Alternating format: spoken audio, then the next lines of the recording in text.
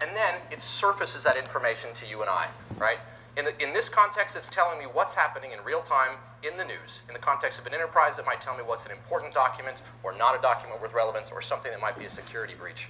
And here's what I love about this demo, right? What you're seeing here, just sort of quickly, is that, by the way, this changes all the time. So I'm sort of doing this on the This is fly. live. Yeah, this is live, by the way, it's live working. data. And what's happened is we're taking every single piece of news broadcasts. We're also looking at every single Twitter post that's coming across, and also broadcast news and radio channels. And we're listening to those. And you get a very interesting view, a nuanced view, when you couple those two things together, right? The first thing is, what are the main ideas that are breaking in the news?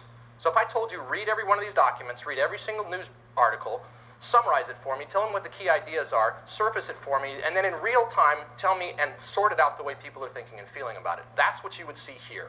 So, what are we seeing here? What's happening right now? Okay, Iranian riot police clash with demonstrators. If it's red, by the way, it indicates that there's some negative response and sentiment to it. Coming on, apparently Jerry Seinfeld has surfaced in some way. People are not, either there's a little bit of ambivalence about that. There's floods that bring dangerous animals to home, obviously a lot of activity about the presidential debate. Does this mean people are looking forward for that presidential Clearly, debate? it must be Wow. that. Here's another one good. So apparently shaved heads have greater leadership. So I've got the clippers in the back. Thank George, you. what do you say? We'll go take it out. But the point here of this exercise is there's no search box. Okay?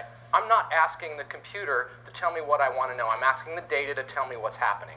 And that's a radically different proposition. So we're better than Google then. Oh, it's completely different. Google tells you what people are searching for. I'm telling you what people are talking about. Very different. So when you look at all these various topics, right, we've got presidential debate, we've got the head shaving that George and I are going to do, positive and negative. We're also doing statistics on all of that, so we can see who the most common people are moving that data. Of course, we do stats. And then at the same time, what we're looking at is broadcast channels. Now, Autonomy is capable of watching TV and telling you what it's about. Literally. I'm going to summarize I'm going to sit there and watch hours and hours of TV, and I'm going to summarize what the main ideas are. I'm going to put them together into channels and threads that make sense. These are all about the presidential debates, okay? And if I hover, this is about an hour and a half ago that this came through. Here's a bunch of news stories. In this case, the debates are mentioned. And if I ask it, these are the key ideas that are in that particular news broadcast. Now, I don't have to watch it, so hours and hours and hours of time saved. There's no way to do this unless you put an army of people in a room and tell them to keep up. So it's jobs, healthcare. Jobs, healthcare, payroll, creation, allied. So it's summarizing what the person on TV is telling me and talking about. This particular clip also mentioned, same thing, right? So I can take the one I care about, I can post it, I can look at it later. So imagine the amount of manpower you would need to do that. And that's the future of computing, to understand in real time human information in a way which is valuable to us as humans. Now, I'll take another exercise on the same front. What if I want to direct this machine a little bit more?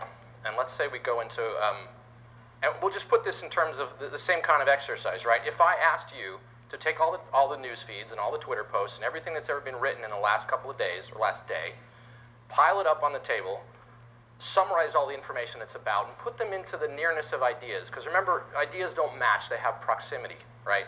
Same way, and they also change in real time. So show me all of that. And by the way, then I'm going to ask you to summarize things for me in real time. So let's take something, I don't know, let's take something a bit neutral, like the NFL. Sports. Yeah, sports. Yeah. Unless you're a Raiders fan, which of course is not very neutral for any of us. So the machine has already done that work that I just described. So if I interrogate it now, what it tells me, amongst all of the news feeds that are out there, the most common concepts are about referees, Commissioner Gordon, now maybe I don't know a lot about the NFL, and if I ask it to tell me within the ones about the referees, where do all these things fit? And I see there's a couple of key ideas: reaching agreement, the replacement officials, and of course I can look at the stories that are related to that. Notice, ending the lockout, which is about the referees, and reaching an agreement and replacing, they're kind of next to the Green Bay Packers, because the Green Bay Packers are the ones that kind of got the most hosed by the whole referee thing. Now, the Cleveland Browns, a little bit further away from all these stories about officials, that's probably about the fact that, yeah. So if you look at these, it's because, so you're seeing the distance of how the ideas are related to each other in this map itself. Maybe I don't know about who Steve Sabol is. Maybe I have no idea. But I can say, summarize everything that's being said about him, and very quickly I know that he ran NFL Films. He recently died from brain cancer. People consider him a genius, and there's an awful lot of negative sentiment about it. Obviously, it's a sad story. Again, same thing for Commissioner Goodell. What is he doing and what he's saying? So these things are all related to the NFL, but it's done the work of thousands and thousands of executive assistants in real time, looking at that information, telling what's happening. So last interesting point here, this is just news. So this is the editorialized content of the world. What happens if I swing it all the way over to the left and say, just tell me what's going on in Twitter, and I'll push the subclusters up a little bit. Oh yeah, this is good.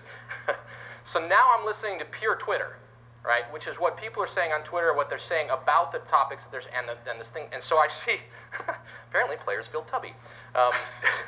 And if I click on that cluster, it makes me look fat, Nike use uniforms. So you see there's no tag on any of this document. And that's kind of the point here, right? So, I would never Nike tag. clothes. Right. So Players apparently, feel fat. news to me, but the players are complaining that the new Nike uniforms make them feel fat, and there's some stories out there, and people are having a field day with it on Twitter, okay? Time Warner, why is this coming up? Is it about the NFL or not? It didn't show up in my news feed, but I also noticed that, if I click on these Twitter posts, I see, wow, great, because apparently the NFL Network is finally, I've been waiting this forever, Christmas because I'm early, yay. So that commentary real time, the hopes and wants and desires being layered over it. And what becomes really, because everybody's really happy about the NFL referees coming back, I can do a really nice thing now and split the difference. So I can say, this is now telling me not only everything that's in the news, but also an overlay of that in real time, and it changes. I mean, an hour ago this was different, okay, about what's happening and where it's happening. That you could never, ever do that with traditional computing. And as we look to move this engine and move this intelligence around, that's the future of IT for us, and that's what we're going to take it. Well, Brian, thank you very much. Again, this is one, let's clap for him. No, thank you. Thank you, thank you. Sure thing, George. This is the future of big data. This is available today. It's available at HP and only from HP. So let me conclude. First, we feel that HP software is very well positioned for future growth. And we're doing it along 3 vectors. And that's the plan going forward. That's the strategy we're following. The first one is we're going after new buyers. We're going after where the money is going in terms of spending on technology. So we're going after the CIO, but also, again, after the security officer. And like in this case, we're going to go after the chief legal officer, the chief marketing officer, or in some cases, the chief communications officer. So there is incremental value for us and incremental markets for us. The second piece we're doing is we're giving these buyers new consumption models. We're not